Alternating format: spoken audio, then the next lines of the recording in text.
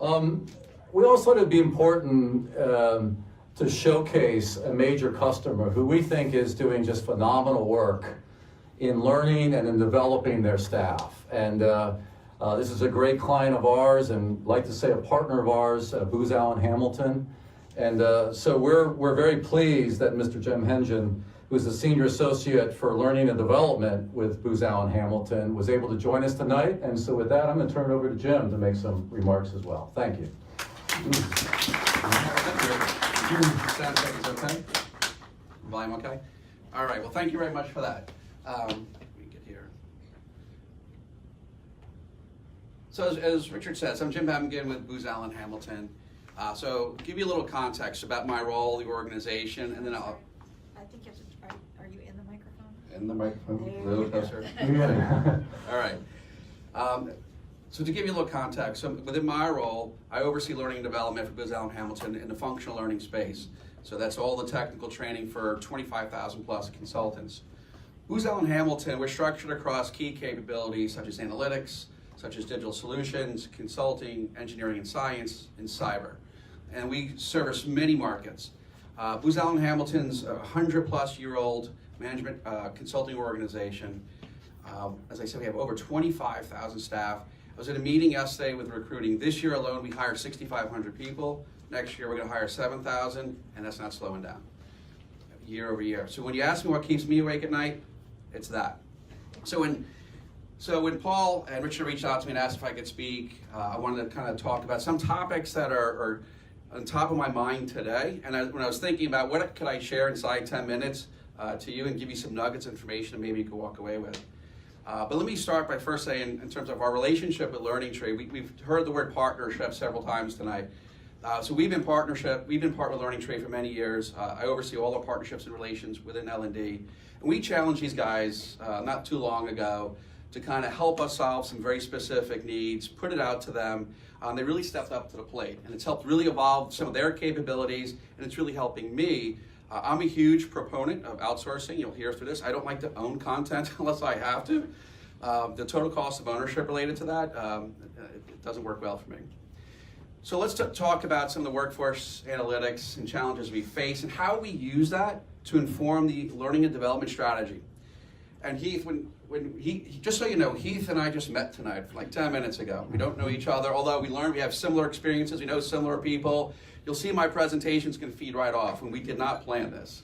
So it just kind of worked out. So I'm just sharing a few slides here. So when we have all sorts of analytics and understanding current staff, available staff. Available staff means those who aren't on billable projects in between, and how are we going to upskill or reskill them and get them ready for new work.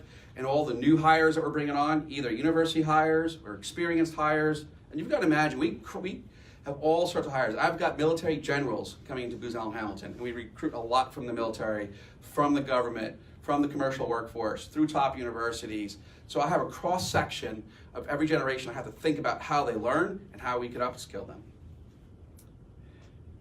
And so as we think about skills, right now we're coming to the end of our fiscal year, and leading up to that, we're doing deep dive needs analysis on understanding what are the big bets for next year. Where are we going? What are the skill needs? What are the gaps? So we try to have a variety of conversations. We have a variety of sources of input to inform this. And as we look at the needs, and when we sit down with the leaders, from our perspective, we sit them down, we talk about, let's focus on the roles and where the critical needs. We talk about role-based learning. I'm sharing an example here. I'm just going to use the role of a data scientist. So within analytics, we have our taxonomies, we have a variety of job families, and within those job families, we have a variety of job roles. For us, data science is huge. Just so you're aware, we are hiring and training to have upwards of 5,000 data scientists inside 3 years. We will be the #1 organization around that particular competency. So what are we doing to make that work? So as I look at our open job recs, and I take a look at data science, and I look at all the job profiles, I take that information, and we're using tools now, a little hard to see, but we're trying to deconstruct and understand what are the top skills to perform that particular role. And we prioritize it. So I'm looking at machine learning, I'm looking at Python, AI, Hadoop, big data, data mining. And then we take this information and we bring it to the most senior stakeholders, we bring it to the subject matter experts, and have them validate, do we have the right information? Are these the key skills? What you don't see here, maybe the proficiencies they need to be at to perform that job, so we get that level of data from them. Once we have this, it starts then to help us shape where are we investing our time and energy, where kind of content and learning experience are we going to create.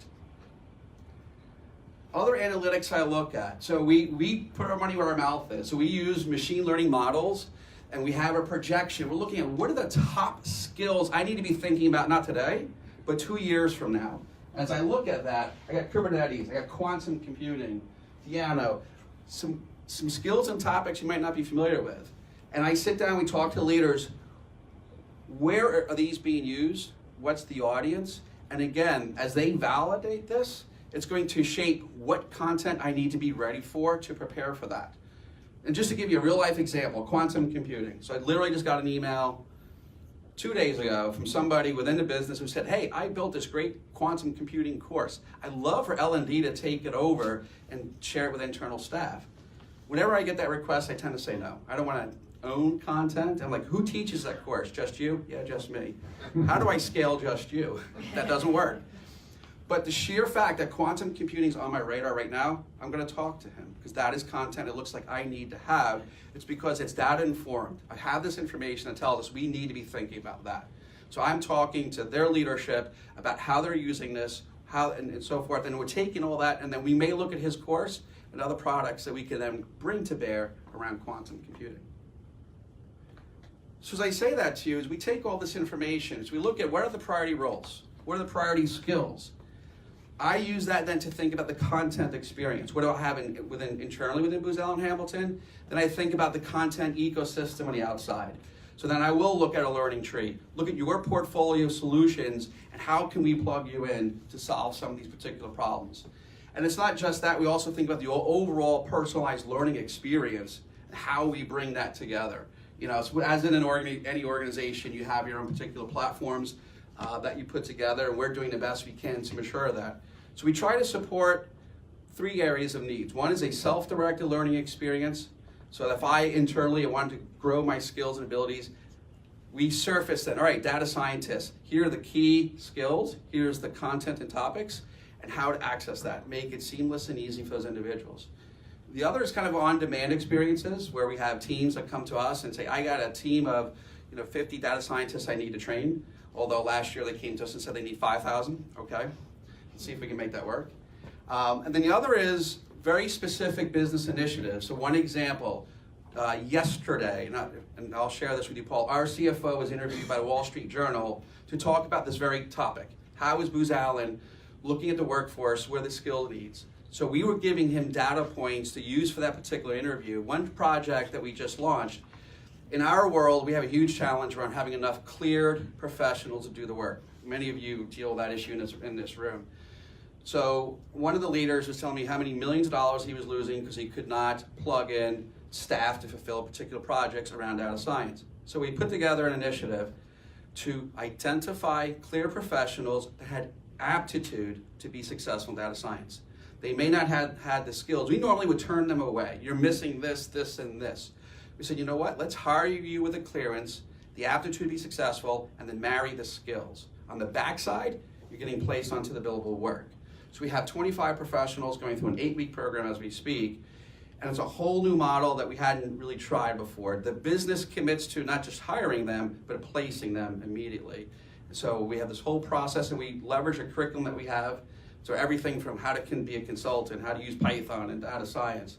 And now every leader in the business is like, wow, can you do this for cloud? Can you use this for software development, bot and software development, cloud architects, name it. And then we're going to try to replicate that model.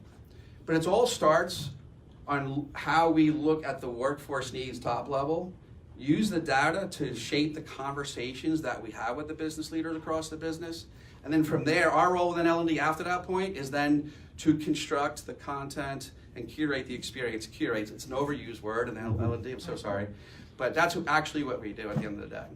So just a little background there on that. And I'll answer any questions afterwards. So I want to thank you for having me in this short discussion. Appreciate it.